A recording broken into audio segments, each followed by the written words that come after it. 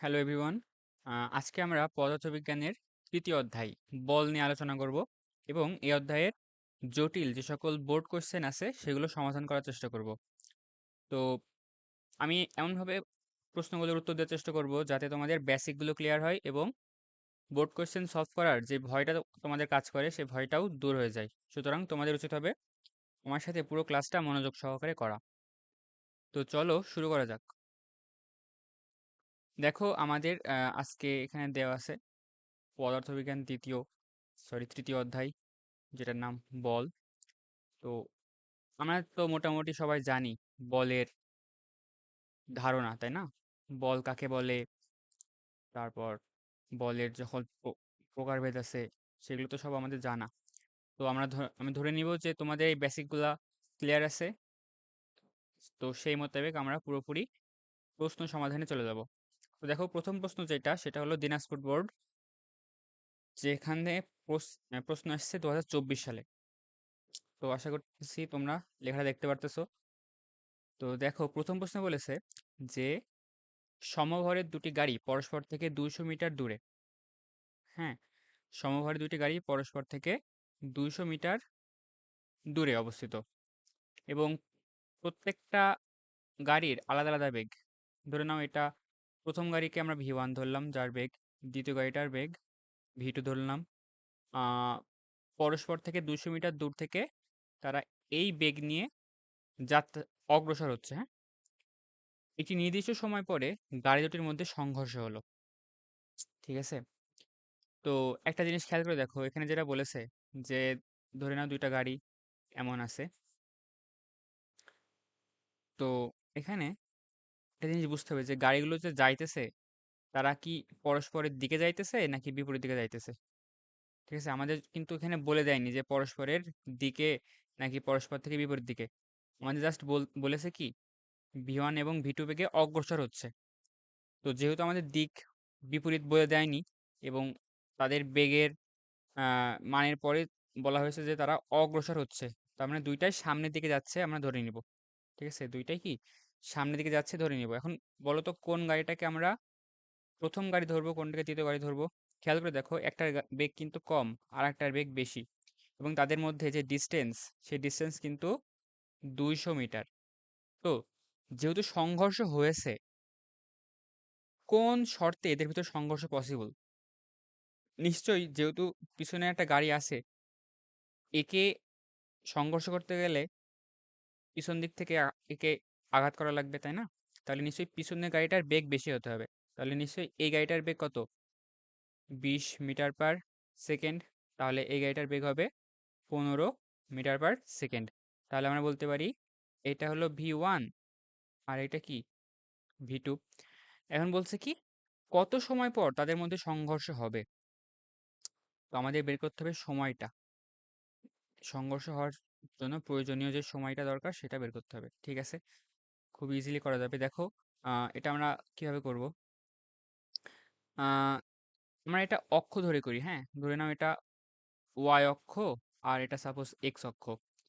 তো প্রথম গাড়িটা ধরে নাও এখানে আছে, এই সরি দ্বিতীয় গাড়িটা, হ্যাঁ দ্বিতীয় গাড়িটা এখানে আর প্রথম গাড়িটা ধরে নাও এখানে। তো এদের ভিতরে ডিস্টেন্স হলো তোমার 200 মিটার।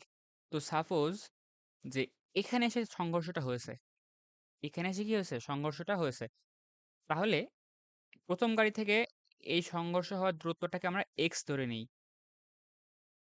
এবং সংঘর্ষটা হওয়ার যে টোটাল সময় সেটাকে আমরা টি ধরে নিই। তাহলে প্রথম গাড়ি থেকে এক্স মিটার দূরে সংঘর্ষটা হবে। তাহলে প্রথম গাড়ি কিন্তু এক্স মিটার পথ অতিক্রম করবে, তাহলে দ্বিতীয় গাড়িটা কতটুকু পথ অতিক্রম করবে? দ্বিতীয় গাড়িটার পথ হবে 200 প্লাস এক্স মিটার, তাই না? তাহলে এইটা হলো দুইটা গাড়ির পথ। তো আমরা যেহেতু আদি বেগ জানি এবং তাদের কোনো ত্বরণ নাই, সমবেগে চলতেছে, তাহলে এস সমান ভিটি দ্বারা আমরা পথ বের করতে পারবো। ঠিক আছে, তার মানে একটা জিনিস তো পরিষ্কার যে পিছনের গাড়িটা 200 মিটার বেশি অতিক্রম করেছে, তাই না?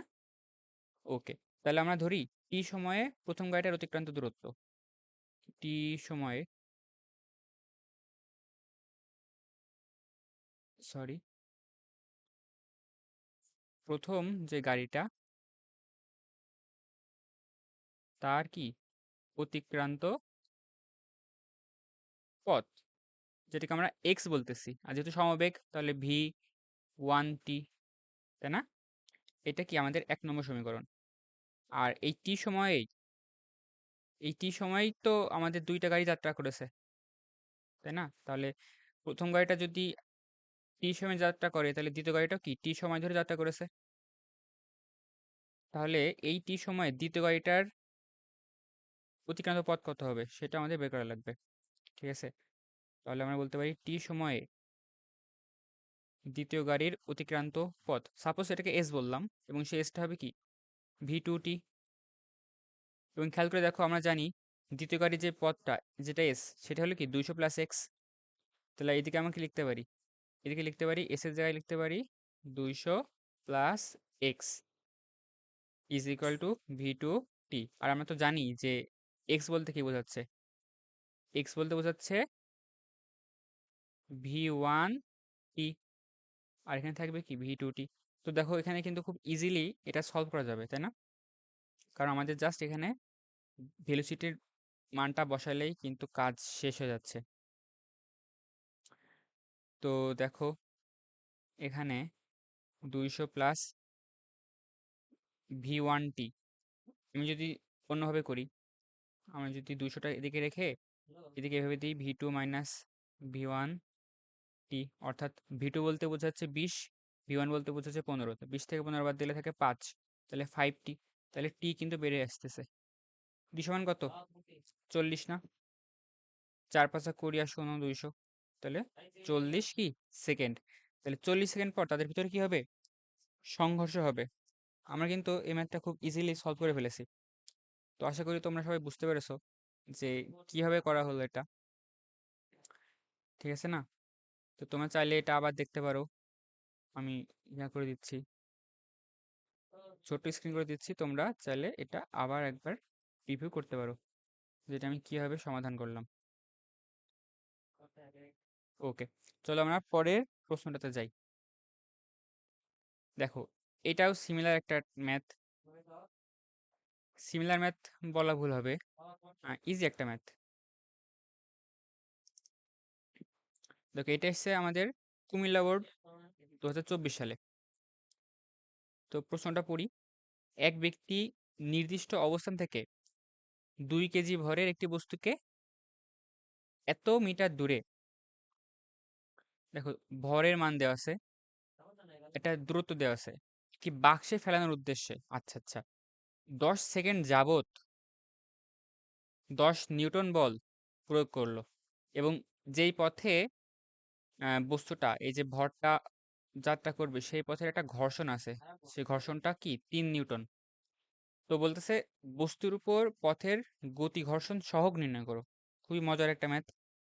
আমাদের ঘর্ষণ বল দেওয়া আছে, বস্তুর ভর দেওয়া আছে, ঘর্ষণ কি সহগ বের করতে বলেছে, যেটা কি আমাদের কাছে পানি ভাত না? এটা কিন্তু আমাদের কাছে খুবই ইজি একটা ম্যাথ। কেন? কারণ আমরা জানি যে ঘর্ষণ বল যেটা, সেটা হয় কি ঘর্ষণ গুণাঙ্ক ইন্টু বস্তুর ওজনের লম্ব প্রতিক্রিয়া। যেহেতু এটা হেলানোর কোনো তল না, জাস্ট অনুভূমিক তল, তাহলে একটা বস্তু যখন এভাবে থাকে, তার ওজনটা নিচে থেকে এমজি বল প্রয়োগ করে, তার রিফ্লেকশনও এমজি হয়, এবং এই এমজির কি সমানুপাতিক হয় আমাদের ঘর্ষণ বল। তো যারা ঘর্ষণ বলের কনসেপ্ট ক্লিয়ার না, তারা আমাদের প্লেলিস্ট চেক করতে পারো, আমাদের গ্রুপে জয়েন হতে পারো। ঘর্ষণ বল নিয়ে অনেক আলোচনা করা হয়েছে, তো আশা করি তোমরা ওইগুলো দেখলে ঘর্ষণ বল সম্পর্কে যাবতীয় কনফিউশন দূর হয়ে যাবে। তো আমরা ধরে নিচ্ছি যে এই ধারণাটা তোমাদের আছে যে এফ সমান ঘর্ষণ গুণাঙ্ক ইন্টু বস্তুর ওজন যদি অনুভূমিক হয়। ওকে, তাহলে দেখো এফ এর ভ্যালু কত, ঘর্ষণ বলটা দেওয়া আছে 3 নিউটন, ঘর্ষণ গুণাঙ্ক আমাদের জানা নেই, আমাদের ভর জানা, ভর কত 2 কেজি, ওজন হলো এই সরি 9.8 হলো আমাদের অভিকর্ষ ত্বরণ। তো এখান থেকে খুব ইজিলি আমাদের এটা বের হয়ে আসতেছে, তাই না? ভাগ করে দিব, ভাগ করে দিলে যেই মানটা আসবে সেটা আমাদের কি ঘর্ষণ গুণাঙ্ক। তো দেখা যাক কি আসে মান, 3/2 × 9.8 করে দাও, দেখো মান আসবে অলওয়েজ 1-এর থেকে ছোট, 0.153। আশা করি এটা বুঝতে পেরেছো। তো চলো আমরা এখন পরের ম্যাথটা করি, ঘ নম্বরটা। বলতেছে ওই ব্যক্তির উদ্দেশ্য সফল হবে কি না। ওই ব্যক্তির উদ্দেশ্য সফল হওয়া বলতে কি বোঝাচ্ছে? তার উদ্দেশ্য ছিল যে ভরটা একটা একটা বাক্সে ফেলবে। তার উদ্দেশ্য সফল হওয়া মানে ভরটা বাক্সে পড়বে কিনা এটা জানতে চাইছে, তাই না? ওকে, তো চলো এখন আমরা ঘ নম্বরটা করি, যে ব্যক্তি সফল হবে কিনা। দেখো, ব্যক্তি সফল হতে গেলে কি কি ফেস করা লাগবে। ধরে নাও এখান থেকে ব্যক্তি বল থ্রো করতেছে, এইটা ধরে নাও সেই বাক বাক্স যেখানে সে ফেলবে, এবং সাপোজ এভাবে একটা বল আসবে। ওকে, তো এখানে যে ডিস্টেন্সটা, সেই ডিস্টেন্সটা কত? 584 মিটার। ওকে, তো 2 কেজি ভরের বস্তু এটা। সে যে পথে আসতেছে সেই পথে একটা ঘর্ষণ আছে 3 নিউটন বল। আচ্ছা, এখন দেখো 10 সেকেন্ড যাবত 10 নিউটন বল প্রয়োগ করলো, কিন্তু 10 নিউটন বল যে প্রয়োগ করলো তার মধ্যে 3 নিউটন বল তো ঘর্ষণ বলের কারণে নষ্ট হয়ে যাবে, তাই না? তাই না? তাহলে কার্যকর বল কত? কার্যকর বল কতক্ষণ? 10 সেকেন্ড যাবত। 10 সেকেন্ড যাবত কার্যকর বল কত? কার্যকর যে বলটা হবে সেটা হলো প্রযুক্ত বল বিয়োগ ঘর্ষণ বল, অর্থাৎ কি 7 নিউটন। এটা আমাদের কি কার্যকর বল। তাহলে কার্যকর বলকে যদি আমরা ভর দ্বারা ভাগ করি তাহলে কার্যকর ত্বরণ পাবো।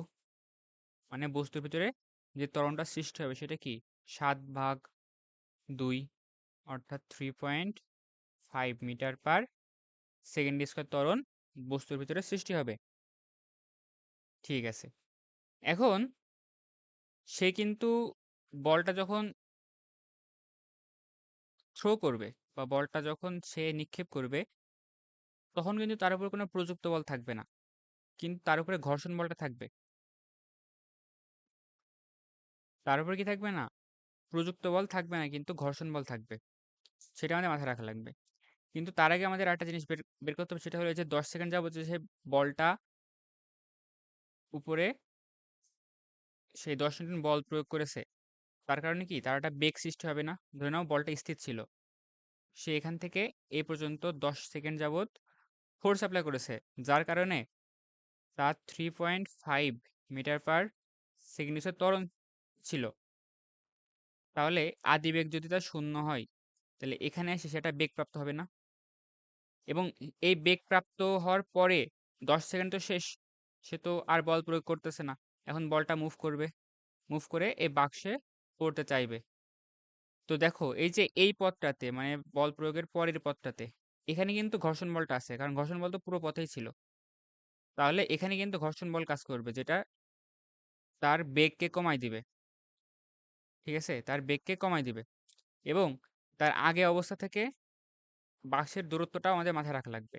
সে 10 সেকেন্ডে কিছুটা ডিস্টেন্স পার করবে, ধরে নাও সেটা S1, এবং পরবর্তীতে যেই বেগটা প্রাপ্ত হয়েছে সেই বেগের কারণে আরও কিছুটা পথ যাবে, এবং তার কিন্তু থেমে যাওয়ারও সম্ভাবনা আছে, কারণ এখানে যে ঘর্ষণ বলটা আছে 3 নিউটন, সেটা কিন্তু তার এই বেগকে ক্রমাগত হ্রাস করবে। তাহলে যদি তার বেগ এই পর্যন্ত আসার আগেই শূন্য হয়ে যায়, মানে স্থির হয়ে যায়, তাহলে সফল হবে না। আর যদি সে এই পর্যন্ত আসতে পারে, তাহলে কি সফল হবে।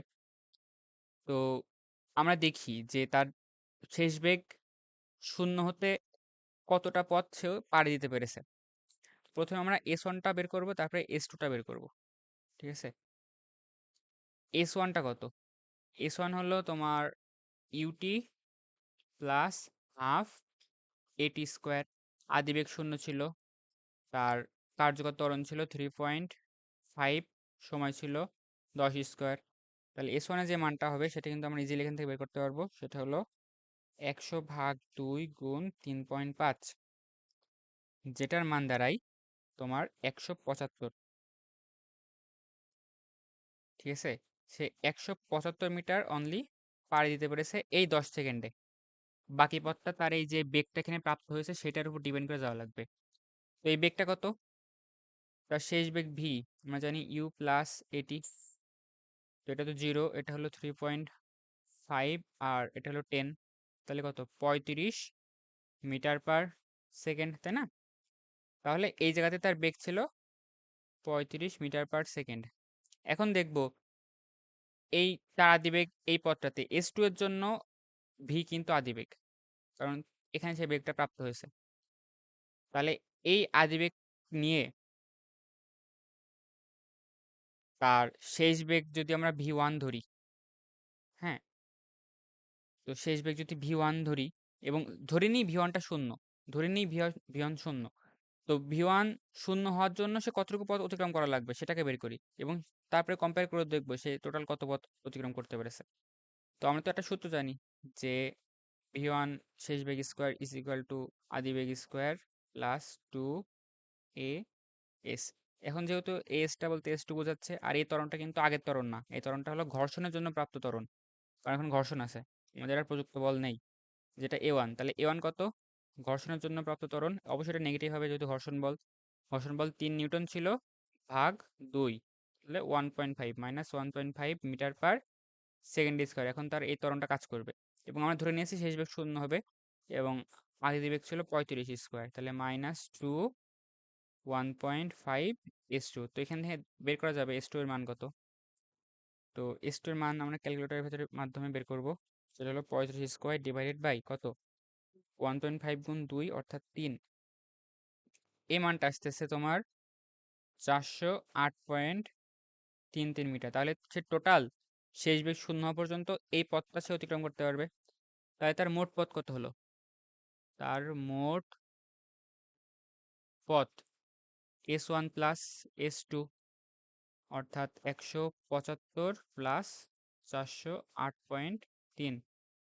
তো এই মানটা আমরা যোগ করব, যেটা আসতেছে 583.3 মিটার। এটা কি আমাদের 584 মিটার থেকে কম না? তার মানে কি ওই বস্তুটা এই বাক্সের পৌঁছানোর ঠিক আগ মুহূর্তে থেমে যাবে, মানে জাস্ট বাক্সটায় পৌঁছাতে পারবে না, তাই না? সে কিন্তু 584 মিটার পথ অতিক্রম করতে পারেনি, তার আগেই থেমে গেল। তাহলে কি ব্যক্তিটা কি সফল হবে? সফল হবে না। ঠিক আছে, আশা করি বুঝতে পেরেছো যে সে টোটাল কত পথ অতিক্রম করলো, সেটা 584 এর কম না বেশি? কম, তাহলে সফল হবে না। ওকে, চলো আমরা পরেরটাতে যাই, পরের ম্যাথটা পড়ি। তো দেখা যাচ্ছে আহ এটা কিন্তু আমাদের পরিচিত একটা ম্যাথ, যেটা হলো কি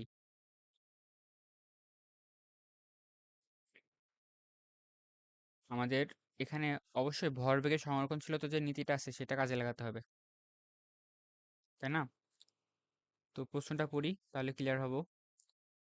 বলেছে কি দুইটা ভর দুটো গোলাকার বস্তু দেওয়া আছে যাদের বেগ আছে আলাদা আলাদা। দেখো একটার বেগ হলো 50 কিলোমিটার পার আওয়ার, আর এইটার বেগ হলো 65 কিলোমিটার পার আওয়ার, এবং তারা একজন আরেক দিকে অগ্রসর হচ্ছে। এই দিকে যাচ্ছে এ, এই দিকে যাচ্ছে। তারপরে সংঘর্ষের পর এই দিকে যাচ্ছে আর এ এই দিকে যাচ্ছে। তো আমাদের গ নম্বরে বলেছে যে মিলিত বস্তুর বেগ নির্ণয় করো। মিলিত বস্তুর বেগ মানে মিলিত অবস্থায় তারা তাদের বেগ কত। তো আমরা বলে দিছে যে মিলিত অবস্থায় বের করতে, তো আমরা ধরে নেব তারা মিলিত অবস্থায় ছিল।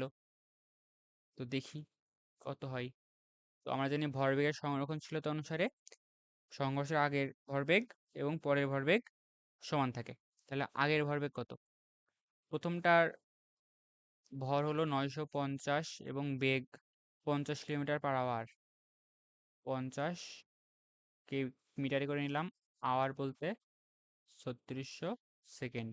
প্রথমটার ভরবেগ যোগ দ্বিতীয়টার ভরবেগ কত?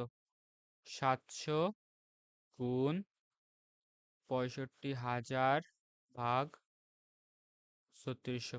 কিন্তু খেয়াল করতে হবে তাদের বেগের ডিরেকশন যেহেতু আলাদা, তাহলে কিন্তু এই ভরবেগটা ঋণাত্মক, তাই না? ওকে, এখন পরবর্তীতে তো তারা মিলিত হয়েছিল, কারণ এটা বলে দেওয়া মিলিত বেগ বের করতে। তাই 950 আর 700 এই দুইটা ভর এখন মিলিত অবস্থায় আছে এবং তাদের বেগটা ভি সাপোজ। তো আমরা ক্যালকুলেটর দিয়ে একবারে ভি এর ভ্যালু বের করবো এখান থেকে। ঠিক আছে? তো একবারে যদি ভি ভ্যালুটা বের করা যায়, সেটা আসবে কত? 950 গুণ 5000 50,000 ডিভাইড বাই 3600 মাইনাস তোমার জাস্ট ভ্যালুগুলো ইনপুট দিলে আমাদের মান কিন্তু চলে আসবে। ওকে, পরে এটাকে আমরা ভাগ দিব টোটাল ভর দ্বারা। টোটাল ভর কত? 950 এবং 700 কেজি।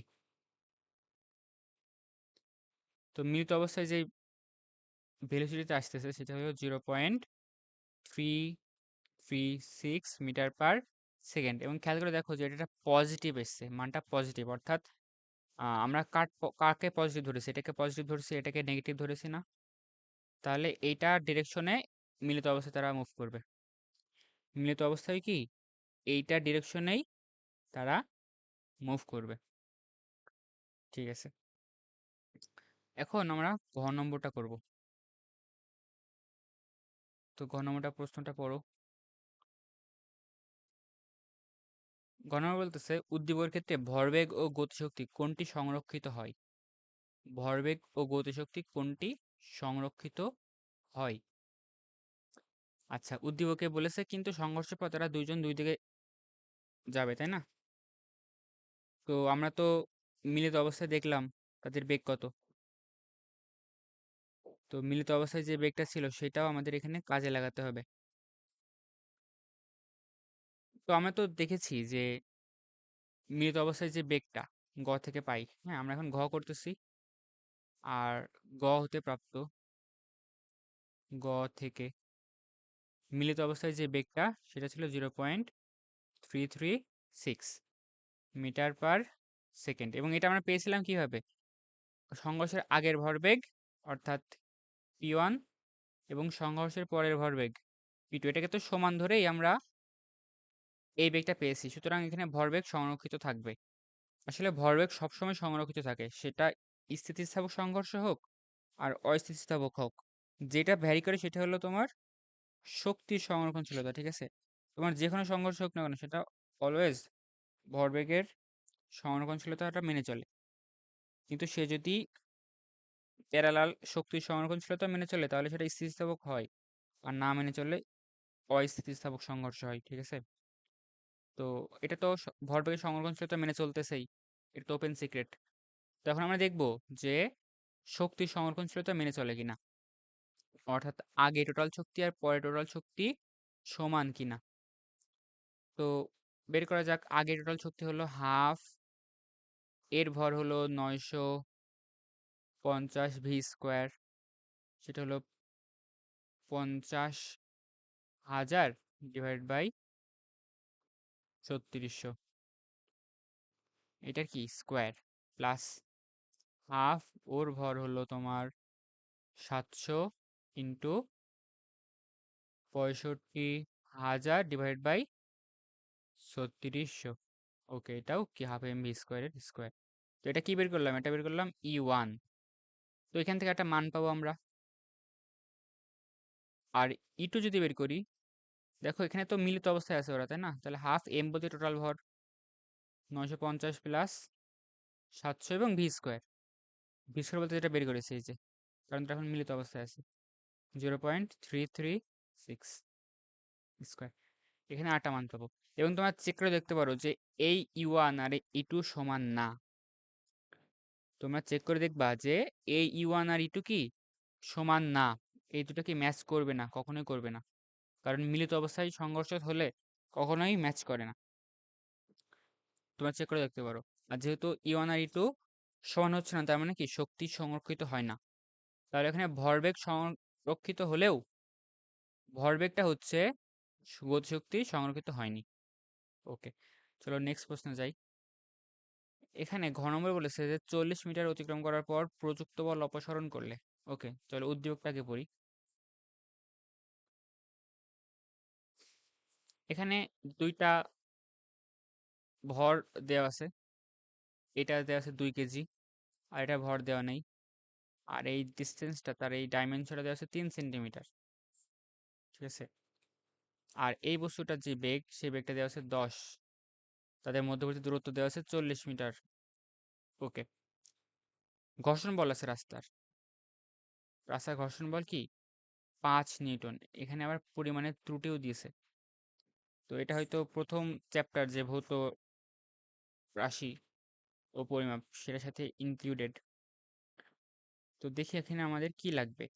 40 মিটার অতিক্রম করার পর প্রযুক্ত বল অপসারণ করলে, প্রযুক্ত বল বলতে কোন বলটা, এই যে এখানে এফ বলে একটা বল শো করেছে, এই বলটা অপসারণ করলে বস্তুটি প্রথম থেকে সর্বমোট কত সময় পর থেমে যাবে, মানে সর্বমোট কত সময় সে চলবে সেটা বের করতে বলেছে। ঠিক আছে, ওকে। তো দেখা যাক কত সময় সে চলে। তার পথ আছে এই বস্তুর এখানে 10 মিটার/সেকেন্ড। এই বেগটা কিসের বেগ? ও আচ্ছা আচ্ছা, এটা হলো মনে করো সে ইনিশিয়ালি এখানে ছিল, ছিল এখানে স্টেপ 1-এ।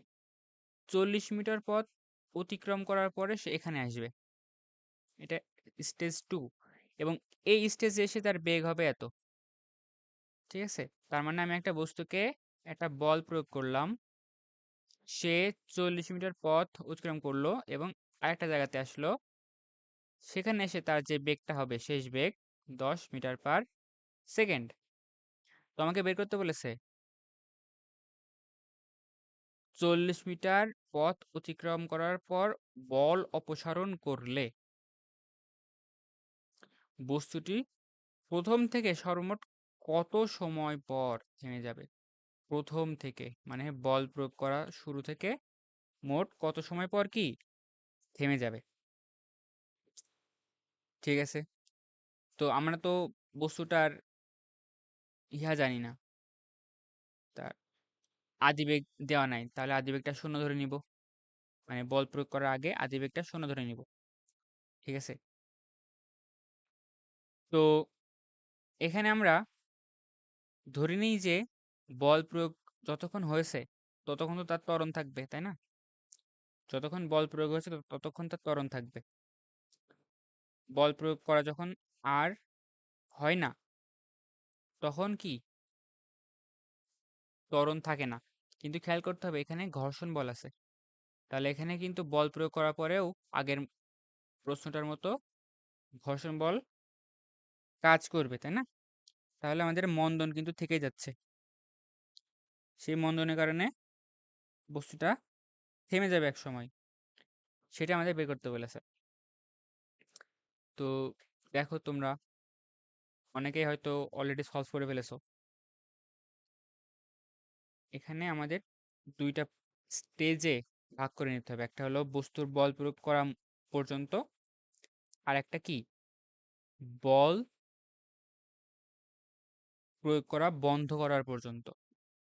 ঠিক আছে, থেমে যাওয়া আগ পর্যন্ত আমাদের কতটুকু পথ বা কতটুকু সময় সে করবে। তো ধরে নাও এখান থেকে সে বল প্রয়োগ করা শুরু করেছে, সে 40 মিটার পথ এসছে, এসে এখানে এসে তার যে বেগটা সেটা 10 মিটার/সেকেন্ড, এবং এখানে সে বল প্রয়োগ করা অফ করে দিয়েছে, তাহলে এখানে একটা এফ ছিল এবং এখানে এফ এর ভ্যালু 0, এবং সে আরও কিছুতে পথ যাবে যতক্ষণ না শেষ বেগটা 0 হচ্ছে। কিন্তু এখানে মাথায় রাখতে হবে একটা ঘর্ষণের কারণে ত্বরণ সৃষ্টি হবে, যেটা হলো ঘর্ষণ বলের 5 নিউটন/2 কেজি। ঠিক আছে, এই ত্বরণটা তার এখানে কাজ করবে, যে ত্বরণটা এই বেগটাকে হ্রাস করে জিরো করে দিবে।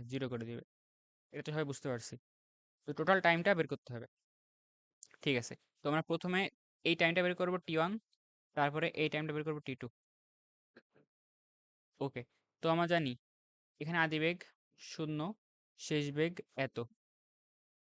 তাহলে আমরা তো একটা সূত্র জানি যে এই 40 মিটারকে যদি আমরা S1 ধরি, তো আমরা জানি S1 সমান সমান কি U+V/2 × T বলতে এখানে T1, যেখানে S1 এর মান কত 40 সমান U0V10/2 গুণ T1, তাহলে T1 এর ভ্যালুটা পেয়ে যাচ্ছি। T1 এর ভ্যালু কত 8 সেকেন্ড। 8 সেকেন্ড। ঠিক আছে, T1টা কিন্তু আমরা খুব ইজিলি বের করতে পেরেছি। এখন আমরা চলে যাই পরের T2 পর্যন্ত। টি টু কত হবে? তো বুঝতে পারতেছো যে শেষ বেগ v1 সমান সমান আদি বেগ v প্লাস a t2, তাই না? পরের স্টেজটা আদি বেগ v ছিল, পরের স্টেজের আদি বেগ, পরের স্টেজের শেষ বেগ 0, পরের স্টেজের ত্বরণ a, আর পরের স্টেজের সময় t2। এই v কে তো 0 হওয়া লাগবে, আর এই v দেওয়া ছিল 10, ত্বরণটা তো মাইনাস, 5কে 2 দ্বারা ভাগ করলে কত হয়? 2.5 ইন্টু t2। তাহলে দেখো t2 10 ভাগ 2.5, 4 সেকেন্ড। তাহলে টোটাল যাত্রাকাল কত? টোটাল যাত্রাকাল হলো 8 সেকেন্ড, আর পরে 4 সেকেন্ড, টোটাল কত? 12 সেকেন্ড পথ। ঠিক আছে, টোটাল কত? 12 সেকেন্ড, এটাই অ্যান্সার। আশা করি বুঝতে পেরেছো। ওকে, তো দেখো এই ম্যাথটা খুব ইম্পর্টেন্ট একটা ম্যাথ, মনোযোগ দিয়ে প্রশ্নটা পড়ি। পি বস্তুর উপর ঘর্ষণ বল নির্ণয় করো। পি বস্তু বলতে বোঝাচ্ছে এই যে বস্তুটা, তার ঘর্ষণ বল কত? ঘর্ষণ সহগ দেওয়া আছে, খুব ইজি একটা ম্যাথ। কেন? কারণ ঘর্ষণ বল বলতে এফ, ঘর্ষণ গুণাঙ্ক গুণ mg, তো এটা তো হেলানো তল না, তাহলে জাস্ট এটার জায়গায় বসে দাও, এম এর জায়গায় এম বসে দাও, এটার জায়গায় এটা বসে দাও, শেষ। খুবই কি ইজি একটা ম্যাথ, এবং এটার মান কত আসবে? 3.92 নিউটন। ওকে, তোমাদের গ এখানে শেষ। তো এখন দেখো ঘ বলতেছে ভূপৃষ্ঠে পতিত হওয়ার সময় পি বস্তুটির ত্বরণ ও অভিকর্ষ ত্বরণের মধ্যে তুলনা করো। ভূপৃষ্ঠে পতিত হওয়ার সময় পি বস্তুর ত্বরণ। ওকে, ঠিক আছে। ভূপৃষ্ঠে পতিত হবে বলতে কে পতিত হবে? দেখো এখানে দুইটা ভর ঝোলানো আছে, একটা হলো 66 কেজি আর একটা 30 কেজি। তো দুইটার ওজনের নিচে থেকে কাজ করবে, কিন্তু কোন দিকে মুভ করবে? পুরোটা তো একটা দড়িতে বাঁধা, যেই দিকে বল বেশি সেই দিকে মুভ করবে।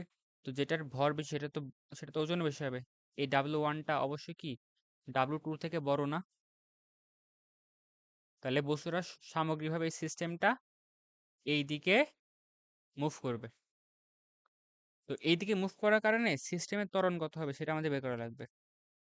ঠিক আছে, সিস্টেমের ত্বরণ যা হবে সেটা থেকে আমরা সিদ্ধান্ত নিব যে অভিকর্ষ ত্বরণ থেকে কম না বেশি।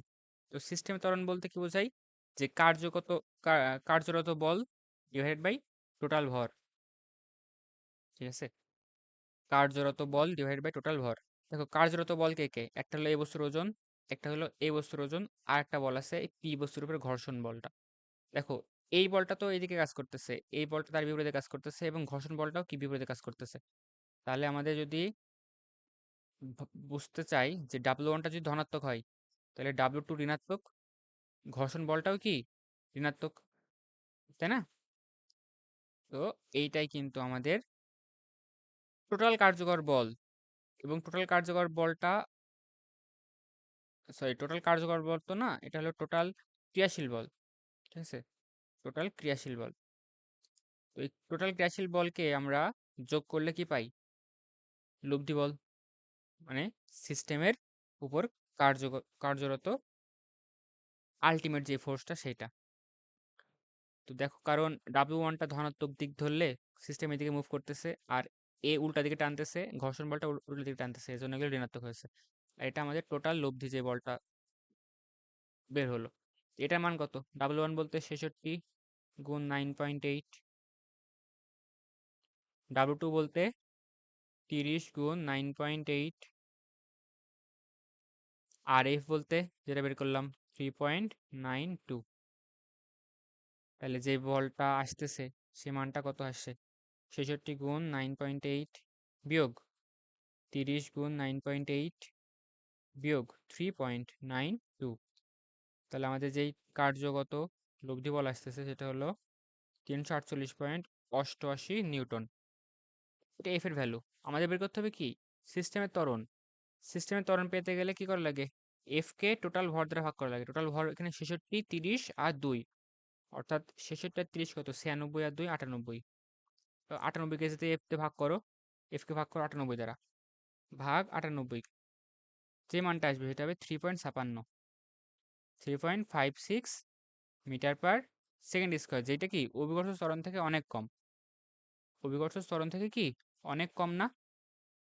তাহলে তো তুলনা হয়ে গেল যে পি প্রচুর ত্বরণ অভিকর্ষজ ত্বরণের মধ্যে অনেক কম, অনেক ছোট। তো আশা করি প্রশ্নটা বুঝতে পেরেছো। তো তোমরা আসলে বোর্ড প্রশ্নগুলো দেখলে বুঝতে পারবা যে আসলে আহামরি কঠিন কোনো প্রশ্ন এখানে কিন্তু দেয় না, আমাদের আয়ত্তের মধ্যেই থাকে এই প্রশ্নগুলো। ঠিক আছে, তো আমরা টোটাল 5টা ম্যাথ আজকে সলভ করলাম, এবং এই 5টা ম্যাথের মাধ্যমে আমরা চেষ্টা করেছি যে আমাদের বলের যেই বেসিকগুলো আছে সেই বেসিকগুলো যেন আমরা এখান থেকে ক্লিয়ার হতে পারি। তো আশা করি তোমাদের ক্লাসটা উপকারী লেগেছে। তো পরবর্তী ভিডিও দেখার জন্য আমন্ত্রণ রইল।